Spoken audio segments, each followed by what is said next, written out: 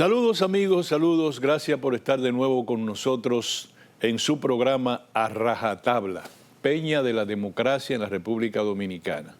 Gracias por darnos ese privilegio de estar con nosotros en este momento cuando llegamos a sus hogares a través de Teleradio América, del novedoso emprendimiento mediático Cananga TV y de Super TV 55 en Santiago. Muchas gracias de verdad por darnos ese privilegio.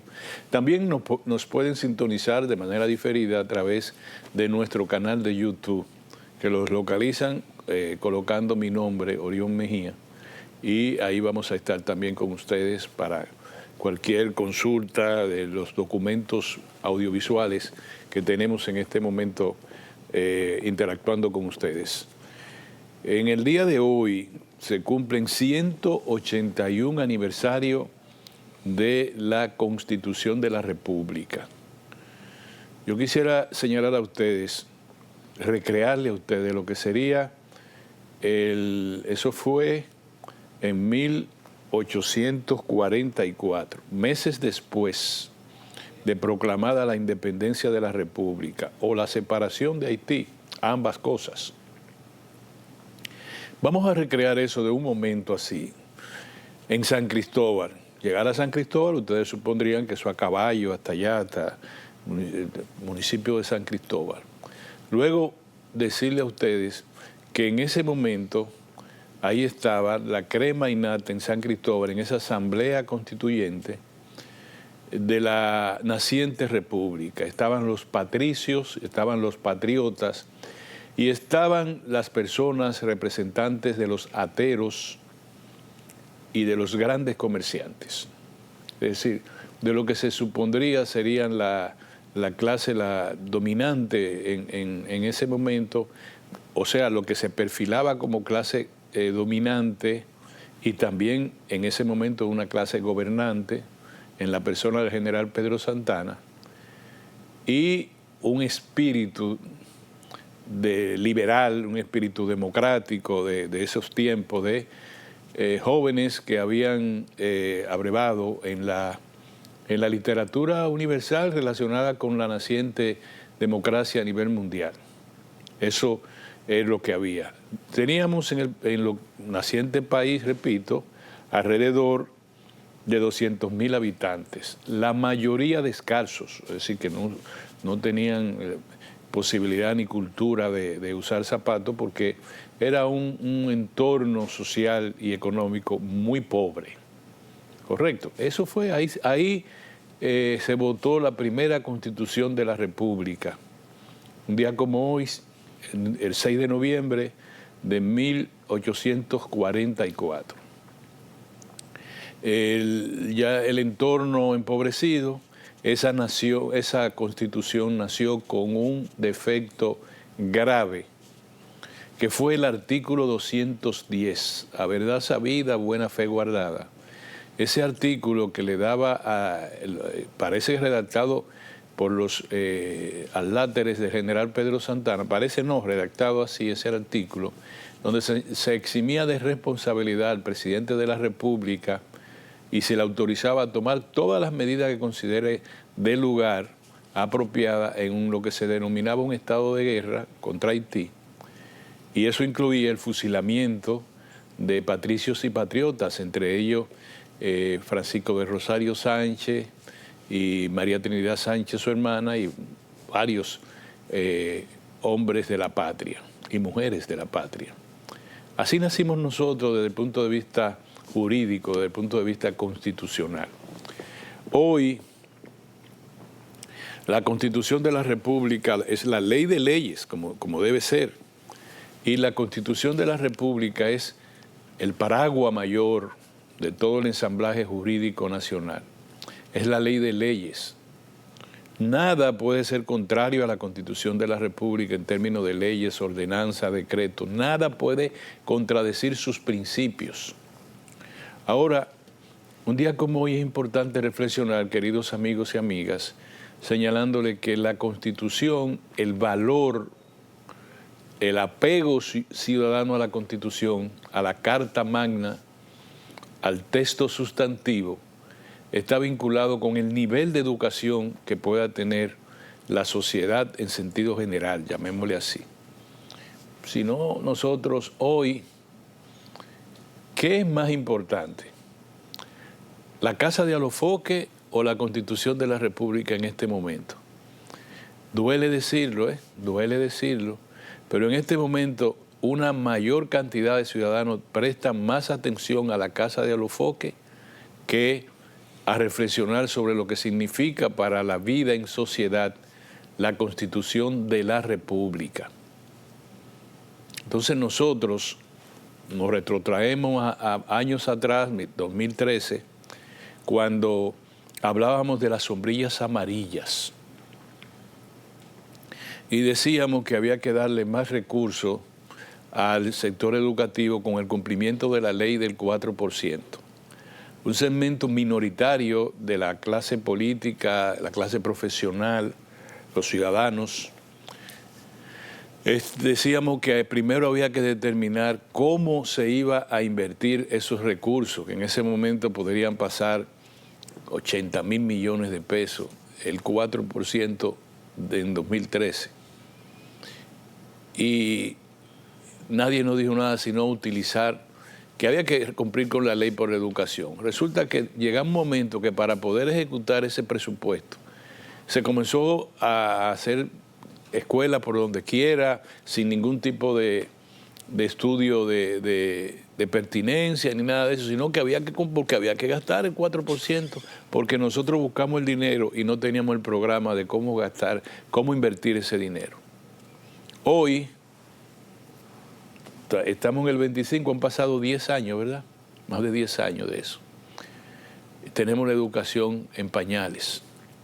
Pero van a pasar 10 años más y va a llegar una generación que a pesar de tener los recursos, no ha podido superar el umbral de una sociedad verdaderamente ilustrada en términos primarios, en términos de una educación ciudadana.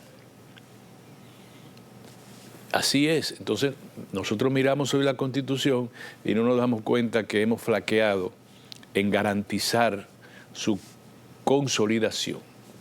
Por eso, nada más le puse ese ejemplo. Y hoy, yo quisiera decirle que los dominicanos históricamente también hemos peleado para que la Constitución refleje el Estado de Derecho. Ahora se dice el Estado Social de Derecho. Refleje derechos ciudadanos inalienables como la libertad, como la independencia, como el derecho a la vida, como el derecho al tránsito, el derecho al trabajo, el derecho a la salud. Eso está instituido en la Constitución de la República como nuestros derechos fundamentales. Así hablamos, yo le dije de la Constitución del 44, la primera, de 40 modificaciones, que en términos jurídicos se dice que son 40 constituciones diferentes. Cada vez que se modifica una constitución, se le pone un nombre: la Constitución de Leonel Fernández, la Constitución del presidente Luis Abinader, la Constitución de la crisis del 94, la Constitución de Moca, etcétera. Hablando de la Constitución de Moca, fue la más liberal del siglo XIX. Y ahí se instituyeron todos los valores que yo le acabo de señalar. La Constitución de 1994 evitó una guerra civil en la República Dominicana a consecuencia de la crisis electoral de ese año, cuando el gobierno se redujo el periodo constitucional del doctor Balaguer de 4 a 2 años y se establecieron pauta para una reforma constitucional que llevara a la modernidad en los aspectos fundamentales de la vida dominicana. Luego la Constitución de 2010 dicen que fue la Constitución que agregó los elementos del mundo de hoy, de última generación en materia de derechos difusos, derechos individuales, y finalmente la Constitución del presidente Luis Abinader, que puso candado al enfermizo interés de gobernantes de prolongarse en el poder. Es decir, nosotros tenemos que adjudicar importancia capital al a la fortaleza constitucional de la República Dominicana. Hoy por eso es un gran día. Nosotros los ciudadanos que tenemos el privilegio de hablar a través de los medios de comunicación y de escribir en los periódicos, tenemos que ayudar a nuestro pueblo a que puedan entender que la Constitución de la República Dominicana, su defensa, motivó una revuelta en el año 1965 para promover su retorno pura y simple como estandarte jurídico de la República Dominicana. El retorno a la constitucionalidad. Costó más de 3.000 muertos y costó la segunda intervención militar de los Estados Unidos sobre mancillando la soberanía nacional. Entendamos eso. Esa es la importancia del efeméride del día de hoy. Que por cierto, antes de comenzar algunos temas que yo quiero reflexionar con ustedes, simplemente les voy a presentar uno de los periódicos de la fecha, para que ustedes vean cuál es el momento que vive la República Dominicana. ¿Por qué uno se preocupa tanto por decirle a los partidos políticos, salgan del atolladero en términos de imagen que ustedes tienen frente a la ciudadanía? Los partidos políticos son la base del sistema democrático. Y por alguna razón, y eso viene de allende los mares, es decir, desde políticas que se trazan a nivel mundial, las grandes potencias, se pretende siempre dañar la reputación del ensamblaje que aguanta la Constitución, que son las instituciones políticos jurídicas, las instituciones del Estado que promueve la misma Constitución, y las instituciones políticas, que son las que le dicen, ese es el instrumento de convivencia social y de gobernanza política, que es la Constitución. Entonces usted dice, los partidos mayoritarios. Nosotros llegamos a un nivel de consolidación constitucional en los últimos años que pudimos romper con el bipartidismo. Llegamos a tener 3 partidos políticos. En un momento determinado eran el Partido Revolucionario Dominicano, el Partido Reformista y el Partido de la Liberación Dominicana. Rompimos el bipartidismo del PRD, Partido Reformista. Entonces, 3 partidos indican que hay más diversidad. 3 partidos que tengan vocación de poder, me refiero. Muchos hay por ahí, pero me refiero a los que tienen vocación de poder. Luego ingresó el Partido Fuerza del Pueblo como resultante de una división del Partido de la Liberación Dominicana, que el Partido de la Liberación Dominicana fue resultante de una división en el seno del Partido Revolucionario Dominicano, que tuvo una segunda división y salió el Partido Revolucionario Moderno. Fíjense, hoy tenemos el tripartidismo con bastante situación de dificultad para el Partido de la Liberación Dominicana, pero al fin y al cabo tenemos 3 partidos políticos. ¿Y qué pasa ahora? Pregunte ustedes ¿qué piensa la gente de los partidos políticos? Lo más que puede ayudar a un partido, a los partidos de hoy del sistema, es que algunos líderes sobresalen a la propia institución. El doctor Leonel Fernández está por encima de Fuerza del Pueblo, el presidente Luis Abinader está por encima del Partido Revolucionario Moderno y el licenciado Danilo Medina por encima del Partido de la Liberación Dominicana. Pero lo que debía hacer es que los partidos estén por encima de sus líderes, que sea tan fuerte la contextura democrática de un partido que diga, no importa quién sea, él es uno más que nosotros hemos puesto de jefe, pero el partido se vale por sí mismo. Y yo quiero, antes de irme, decirle cómo está la situación dominicana a partir de la primera página de un periódico, sencillamente, para que ustedes vean cuáles son los temas que deberíamos nosotros atender. Haitianos no tendrán elecciones generales en mucho tiempo. ¿Qué significa eso? El tema de nosotros grave de la democracia, de la integridad territorial de la República Dominicana es ese. que ayer este mismo periódico dijo que ha bajado la natalidad en la República Dominicana y que ha sido porque nosotros, la República Dominicana, no deja parir a las haitianas en las maternidades de la República Dominicana. Luego encontramos las EDES, para que ustedes vean lo que es el desarrollo. Las empresas distribuidoras de electricidad pierden el 44.2% de energía. Quiere decir, de cada $100 de energía que compra el gobierno y el Estado Dominicano y que lo pone en manos de la sede, perdemos 44 pesos con 20 centavos de dólar. Así no podemos. Ustedes entenderán que así no hay constitución que valga. Y si esas son dos, la que le estoy señalando, la embajadora de los Estados Unidos se reúne con el canciller. Ustedes entenderán que a partir de la llegada de esta embajadora a la República Dominicana, los designios dominicanos tendrán algún tipo de influencia y de relación.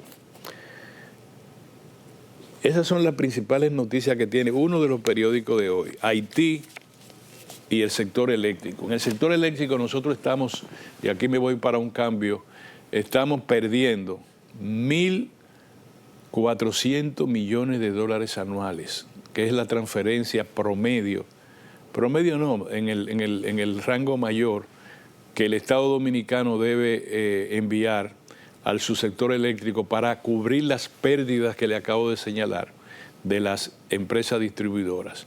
Díganme si hay constitución que valga si nosotros llevamos esos caminos tan aciagos en la vida dominicana.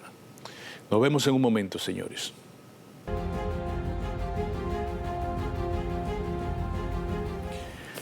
Señores, gracias por estar con nosotros, gracias por reunirse con nosotros en este momento.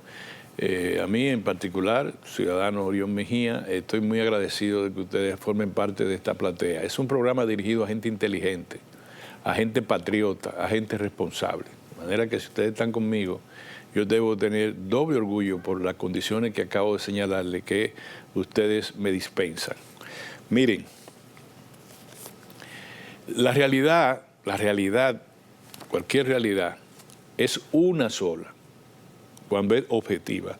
Sin embargo, esa realidad se transforma en muchas realidades según el color del cristal a través del cual se mire. Es decir, la realidad nacional es una independiente a nuestra voluntad, pero yo le doy una interpretación, usted le da otra y otra y otra y otra y otra. Cada quien le da una interpretación a la realidad dominicana.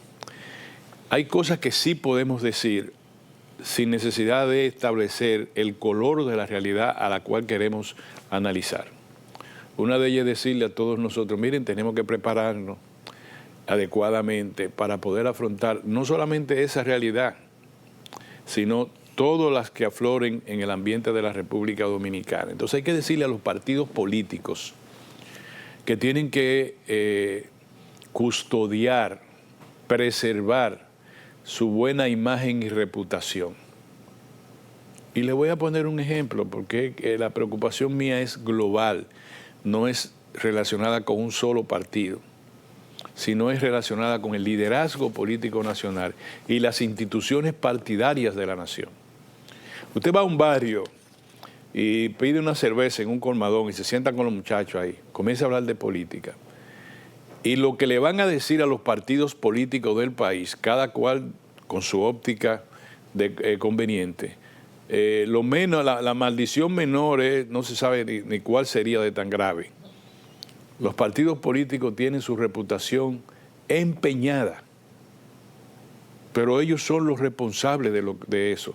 Y eso daña la democracia dominicana. No puede operar una democracia sin la funcionalidad de los partidos políticos, de las instituciones partidarias. Una dictadura, más nada, pero no, eso no es lo que nosotros queremos. Y le voy a decir el ejemplo. Yo estaba leyendo y hice mis anotaciones aquí.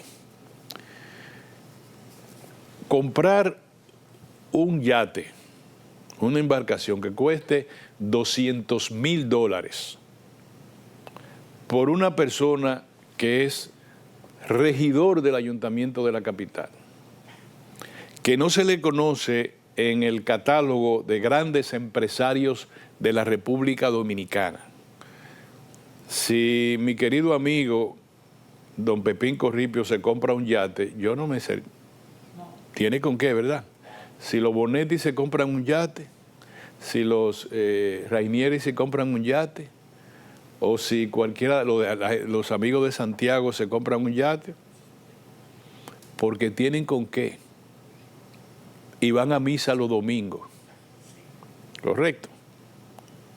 Ahora, si un regidor, de cuyo nombre usted me pregunta ahora mismo, yo no sé, tengo que buscarlo, le voy a decir quién es, porque yo no sé quién es, un regidor que se llama Edinson Herrera Silvestre, compra un yate de $200,000, un yate de $200,000. Entonces dice, ¿qué banco le dio, dónde consiguió ese dinero? ¿Cuál banco nacional o extranjero avaló esa compra? Primero, aquí hay un buró dedicado a perseguir el lavado de dinero proveniente de actividades ilícitas. Y yo le he dicho a ustedes que si yo ahora mismo digo, mira, me están vendiendo un carro muy bueno, cuesta 4 millones de pesos, pero ese carro seguro que vale 10 millones, porque es un carro de alta gama, el tipo lo va a perder y rápido voy al banco. Y yo pido de mi cuenta o de donde yo consiga o alguien me lo dio, 4 millones de pesos, toma tus 4 millones, dame mi carro, ahí está. ¿Qué hace el banco? El banco va a perseguir la trazabilidad de ese dinero, desde donde salió de mi cuenta, a ver por dónde camina, quién es, qué se hizo. Y entonces eso va a un comité de lavado de dinero, que está conectado a su vez con todas las agencias del mundo. Todas las agencias del mundo. ¿Usted sabe lo que tiene que hacer un banco? Un banco, yo soy una persona, tengo 50 millones, 100 millones, 200 millones de pesos en un banco. Muy bien. Por alguna razón dice, pero venga, que este hombre está movilizando 10, 15, 20, 30 millones mensual. ¿Y cómo es eso? Entonces, ¿qué hace el banco? El banco llama a las agencias que tiene, se conecta. Vamos a ver qué dice la DEA. Orión Mejía, ponlo ahí. Ahí salgo yo en el cosa. Este señor está siendo investigado de un tráfico de droga desde Ecuador, por la zona. Ahí lo estamos investigando, que tiene un cargamento de droga que sí. Ya, el banco no me va a perseguir, el banco no me va a meter preso. El banco lo que me va a mandar a buscar por ventanilla con un cheque de administración equivalente a todo el dinero que yo tenga depositado en el banco, y me va a decir, mire, señor Mejía, aquí tiene todo su dinero, el banco no quiere hacer negocio con ustedes, nada más. ¿Pero por qué? No, mire, ahí tiene su dinero, haga negocio con otro banco, usted quiera, con nosotros no. ¿Por qué? Porque el banco se libra de una de las multas más grandes que pueda sufrir, pero además hasta de un cierre del banco. El banco no puede alentar ningún tipo de capital tóxico en sus operaciones. Yo que cuando estuve en una institución financiera importante, sé de amigos, de abogados que venían donde mí, pero mira, mi cliente, el banco, pero tú sabes lo que es eso. Y yo, está bien, déjame averiguar. Cuando me entregaban el informe, le digo, ven acá, pero tú no le dijiste al banco que este señor tenía una operación. Yo mencioné Ecuador, es que había uno que tiene una operación en Ecuador y quería comprar un edificio en Punta Cana. Cuando el banco averiguó, le devolvieron en Punta Cana, en una sencilla oficina, cheque de administración, nosotros no queremos operar con usted. Más nada, no le dice nada, el banco no es ni policía, ni la DEA, ni nada. El banco sencillamente lo saca inmediatamente como socio de trabajo del banco. Eso es. Entonces yo pregunto, y se lo digo a la clase política dominicana, ¿cómo es que el sistema dominicano no captó a un señor que era regidor, o es porque no lo pueden votar, del Distrito Nacional, que compra un yate en $200,000? Pero además, ¿cómo es posible que se use un hotel? No le dicen hotel, perdónenme, no es un hotel. Un resort, dice el informe de la DEA. el informe de Estados Unidos, el Departamento de Justicia de Estados Unidos respecto a estos ciudadanos. Un hotel, un resort es donde usted va y camina para la playa. Bueno, ese resort estaba ahí. Y frente a ese resort cargaban el yate, que le llamaban el fantasma al yate, el fantasma. Snorer en inglés, no me acuerdo, pero el fantasma, ok. Pero óigame, ¿hasta dónde llegaba esto? El señor tenía un taxi, el yate era un taxi para acarrear drogas ajenas también. Es decir, él tenía tanta confianza y ese equipo de narcos que podían también traer droga de otra gente y le cobraban $5,000 por kilo. ¿De dónde tú quieres que te vayan a buscar la droga? ¿De dónde? De Colombia, sí, yo te la traigo, no hay problema. Por cada kilo tú me pagas $5,000, ya. ¿Quieres que te lo lleve al sur de Miami? Me pagas $5,000. No vamos a ser tontos. Díganme con qué respaldo contaba ese señor y el general que ustedes ven detrás de él. ¿Con cuál respaldo contaban? Es ahí donde está la parte que nosotros, los partidos políticos, tenemos que cuidar. ¿Cómo es posible que este señor haya resultado electo 2 veces regidor del Distrito Nacional? ¿Cómo es posible que él hiciera una campaña en cualquiera de las circunscripciones sin que se viera que estaba derrochando dinero y cómo era y quién es este señor, de dónde viene, quién lo apadrina, con qué se come, dónde comió el chicharrón en Villamella, qué fue lo que hizo? Bueno, ahí hay un caso de narcotráfico internacional. El señor ya confesó su pecado frente a la autoridad de Estados Unidos, está a la espera de una sentencia. Él acordó con los Estados Unidos, con la justicia estadounidense, que va a colaborar.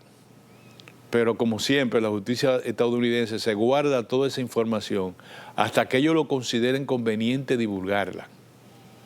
Entonces él puede decir, va a decir todo lo que estaban con él, va a decir todo quién le permitió hacer todo lo que hizo, igual que el diputado de Santiago, que también llegó a un acuerdo con las autoridades, y otros más.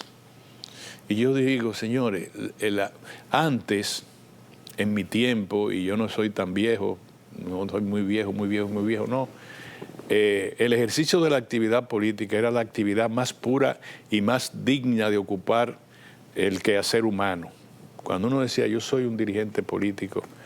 Ahora le decía a uno de los amigos de aquí del canal, que cuando uno en su juventud ejercía actividades políticas, un miembro del comité central del partido, lo voy a comenzar así en el orden, del Partido Revolucionario Dominicano de ese tiempo, cuando estaba Juan Bosch en el partido, incluso cuando se fue en los primeros tiempos, el Partido de la Liberación Dominicana, esos dos, un miembro del comité central llegaba a un área de reunión, todo el mundo se ponía de pie, en señal de respeto de esa persona que escaló el órgano más importante y más alto de ese partido político. Me acuerdo un amigo mío, Ángel Rossi, creo que murió, no sé si, ojalá esté vivo, en el ensanche Capotillo. Ya nosotros nos habíamos ido del PRD. Estoy hablando yo con 16, 17 años, 18, no llegaba a 20. Y Ángel Rossi, cuando llegaba a la actividad, fue el único miembro del comité central que yo tuve en ese momento como relaciones directas, sí, y yo veía que todo el mundo se ponía de pie. Digo, pero mira, Ángel Rossi, muchacho, se ganó sus galones, decía, esos galones me los gané yo.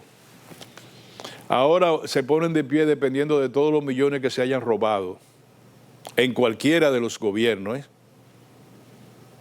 Así usted se pone de pie. Si es un desbaratado, usted no se va a poner de pie. Mérito no tiene. Si no se ha hecho millonario, no tiene ningún mérito, de nada. Señor, y por ese camino vamos mal. Este programa yo lo estoy dedicando a eso, porque digo que por ese camino vamos mal. Y todos tenemos hijos, nietos, y vamos a tener, con gracia de Dios, aunque no estemos en este mundo, hijos de nuestros nietos.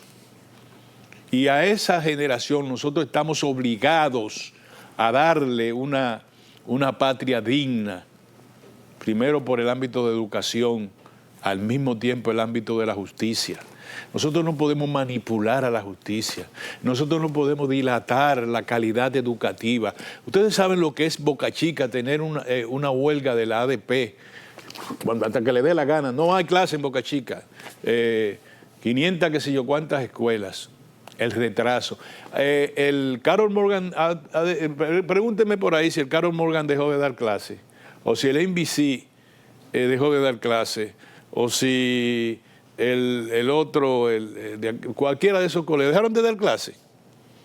Segundo, pregunten la clase de calidad que esos colegios proveen, de tal manera que cuando un niño tiene falencia en una materia, le mandan, le piden les ponen un profesor para que lo pague los padres, para que le den clase adicional al muchacho. Y si sigue, tienen un departamento de psicología, donde mandan a buscar a los padres para también tratarlo desde el punto de vista psicológico. Y nosotros cerramos a Boca Chica, señores. 500 y tantas escuelas, hasta que a uno de estos, no me voy a decir, no, porque es que me pongo medio mal, hasta que uno de estos angelitos de la ADP le dé su gana de que este país reciba clase, carajo. Vámonos a un cambio. Bueno, señores, este es un país que los profesores, yo fui profesor de la ADP también, o sea, fui profesor de escuela básica, de educación básica. Los profesores tienen hasta un resort, tienen su resort ahí en Juan Dolio, pueden ir y tienen la cooperativa más grande que tiene el país, que presta hasta el 100% del salario, que eso no debería ser, del salario de los trabajadores. Tengo un pariente que nunca jamás ha podido cobrar más de 5 o 6 mil pesos, y ya está pensionado, porque a él, si alguien quiere una nevera en el barrio, él le dice, no, yo voy a comprar una nevera en la cooperativa, no te preocupes, yo te la vendo más barata. Él gana. Y esa nevera va a durar toda la vida pagándola. Y cuando ya tiene un poquito de dinero disponible, entonces pregunta, ¿tú quieres un televisor? Va y busca un televisor y siempre va a ganar lo menos. Entonces, un chiste bastante grosero el que acabo de hacer, pero es verdad. Entonces los profesores tienen que reencauzar sus luchas. La lucha no puede ser cerrando las aulas, negándole la educación a los pobres, a los hijos de familias pobres, que ya tienen demasiada explotación del hombre por el hombre, ya. Así que todo eso lo encadené comenzando a decir que hoy es el día de la Constitución de la República, que hoy es el día que el Poder Judicial reflexiona sobre su presente y su futuro. Y eso es reflexionar sobre la democracia. Nosotros necesitamos liderazgos democráticos.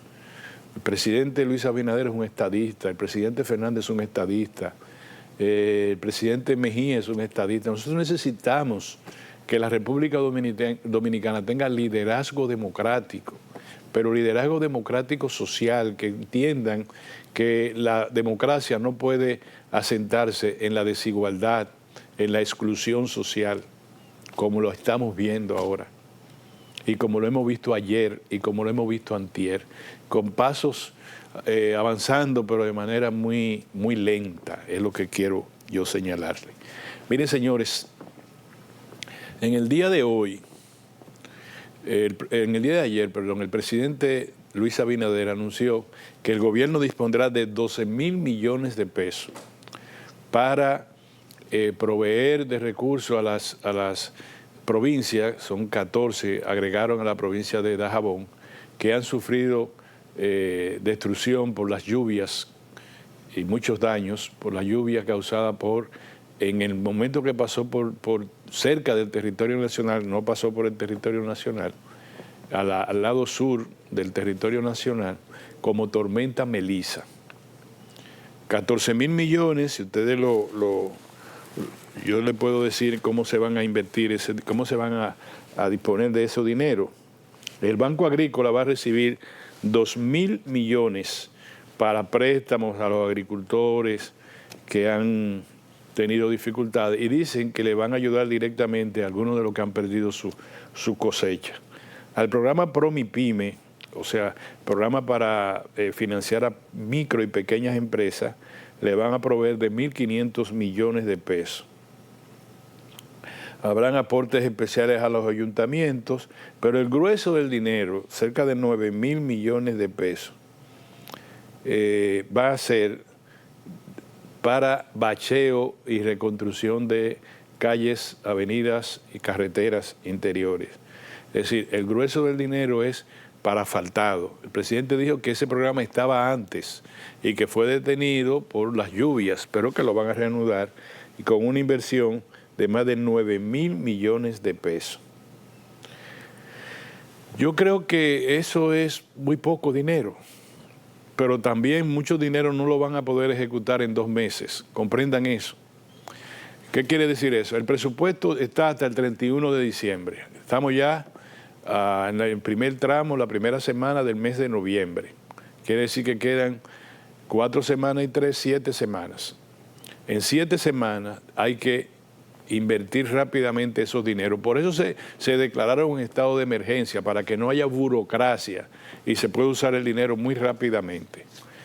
12.000 millones de pesos hay que usarlo rápido, porque si termina el presupuesto, ya como el Congreso está en mayoría del Partido Revolucionario Moderno, es muy probable que comencemos el 1 de enero con otro presupuesto, de manera que se borra todo lo que está anterior y lo que sobra queda ahí guardado para hacer recomposición del presupuesto general del Estado.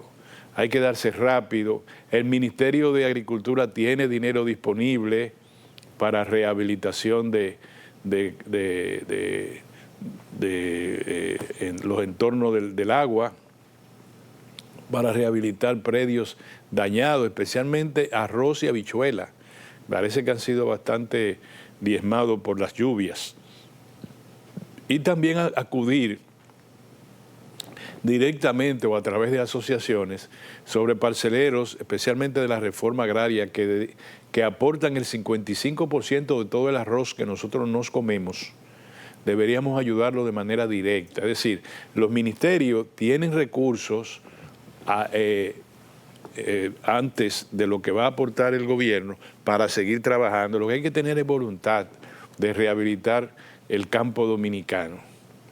Los canales de riesgo, me refería yo anteriormente, que tienen que ser rehabilitados también.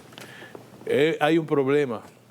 La semana que viene, dice el INDOMEL, el Instituto Dominicano de Meteorología, va a seguir lloviendo. Y el problema es que los suelos no aguantan más agua. Tiene que pasar semanas sin llover para que se pueda rehabilitar el país. Veremos a ver cómo salimos de esta en diciembre. Ojalá que no venga, ahora son vaguadas y otros fenómenos atmosféricos que están ocasionando lluvias en la República Dominicana. Una cosa, yo estoy completamente seguro que el presidente ha puesto el dedo así, rogando que ningún funcionario de quinta categoría, ni de primera ni de segunda, desvíe un solo centavo de esos 2.000 millones de pesos. La mayoría de los cuales se va a usar a discrecionalidad. ¿Qué quiere decir a discrecionalidad? Bueno, que yo digo, a mí me conviene que el dinero vaya para allá, a mí me conviene que vaya para acá. Y yo veo al presidente muy interesado en que el dinero camine como deba caminar. ¿Por qué? Lo anunció la inversión de los 12.000 millones de pesos durante un encuentro con el comité de emergencia. Todos ahí, miren, esto es lo que vamos a hacer, para que sepan cómo es que se va a distribuir el dinero. Ahora, tenemos que poner ejemplos. Dijo la dirección de contratación, el director de contrataciones públicas, que después que inviertan, ellos van a tener que decir por dónde caminaron los dineros. O sea, la emergencia tiene un fin, no es que usted va a decir, no, esto fue de emergencia, esto es para mí, esto es para ti. No. Cuando termine el periodo de emergencia, entonces dígame, ¿cómo fue que usted invirtió el dinero? ¿Cómo fue que lo hizo cada institución a la cual se le aportaron dinero? Por ejemplo, en San Pedro de Macorís se explotó un tanque que tenía que abrigaba más de 100.000 galones de agua. Al momento que estoy hablando con ustedes, el INAPA, el Instituto Nacional de Agua Potable, no ha ofrecido ninguna información. Se destruyeron 3 viviendas y varias personas, incluyendo niños, resultaron heridos de esa explosión. O sea, ya ustedes saben un tanque de eso. Esas son de las cosas que tenemos que resolver ahora rápido y que la gente vea que están caminando. Además, lo que le dije en otro programa, eso activa la economía. Si usted 12.000 millones, usted lo pone rápidamente a circular en las ferreterías, con fertilizante, con la preparación de la tierra, qué sé yo cuánto, con el asfaltado, la economía camina. Y hoy, quiero yo decirle a ustedes, el gran problema de la economía dominicana es la construcción, que tuvo un crecimiento enero-septiembre de menos 2%. Es decir, no creció nada, pero además decreció interanual, en comparación con el año pasado, en 2%. Y la construcción es más que el turismo para aportarle al Producto Interno Bruto. La construcción es la que más empleo genera de manera directa y de manera indirecta, y es la que más valor agrega a la economía. Y resulta que está detenida la construcción. ¿Qué hacemos? Yo no sé, pero si queremos que la economía, el Producto Interno Bruto, tenga un crecimiento de 2.5% a final de año, que es la meta, o es el pronóstico, vamos a tener que habilitar en diciembre un poco la construcción. Y el turismo no está creciendo. El turismo ha ido ya al nivel que parece de crecimiento que va a tener por los próximos años. Es decir, el turismo tiene un momento, después de la pandemia, que crecía 10% anual. Pero de repente ya terminó de crecer amplio y toma su nicho de crecimiento, que sería 1 o 2 puntos por ciento anual. Entonces el turismo, cuando llegue a 12.000 millones de dólares, ahí se queda, va a aumentar un poquito más, pero ya sabemos cuál será el aporte a la economía. Las remesas son las que están aumentando, a pesar de que en Estados Unidos está sacudido por una crisis, especialmente motivada por la inflación.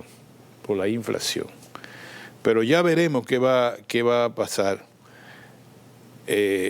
Ahora lo que quería decirle a ustedes, yo le tengo, hoy que estamos celebrando el Día de la Constitución, yo estoy un poquito, tengo mucho pesar o mucha duda sobre el futuro inmediato, no solo de República Dominicana, sino estamos en un momento de conflicto en América Latina tan fuerte, y aquí nosotros como que no es nada. Miren, no hay un país en América Latina, nosotros y algunos más, ¿no? Las grandes economías están en conflicto en América Latina. Venezuela, Brasil, Argentina tiene una crisis, aunque esté siendo ayudada por Estados Unidos, Colombia, Ecuador, Bolivia, todo Sudamérica está en conflicto. No es conflicto bélico, en riesgo de conflicto bélicos algunos, pero en conflicto por aranceles. Ayer, y todavía no se ha pronunciado la Corte Suprema de Estados Unidos, se estaba tratando la legalidad de los aranceles que ha implantado el presidente Donald Trump en la Suprema Corte de Justicia. Y uno dice, bueno, nosotros tenemos que prepararnos. República Dominicana protesta porque la OEA no trató en su sesión de ayer el tema de la Cumbre de las Américas. Bueno, si no quieren que no hagamos nada, ¿cuál es el problema? Ya perdimos 18 millones en camisas, en Chacabana. Bueno, pues si no la distribuimos, la vendemos. ¿Qué vamos a hacer con la chacabana esa? No sé. Pero si no quiere la OEA está esperando que el Departamento de Estado le diga la fecha, y la fecha esa va a estar relacionada con la agenda del presidente Donald Trump o con los intereses geopolíticos de Estados Unidos. Vamos a trabajar en este país y vamos a tratar, señores, de que enfrentar la corrupción. Eso es todo lo que debemos hacer, y promover la educación. Ojalá que este programa sirva de algo, señores. Muchas gracias por estar con nosotros. Con la gracia de Dios, Yo, Orión Mejía, estaré con ustedes la próxima semana en otro programa a rajatabla. Hasta entonces, señores.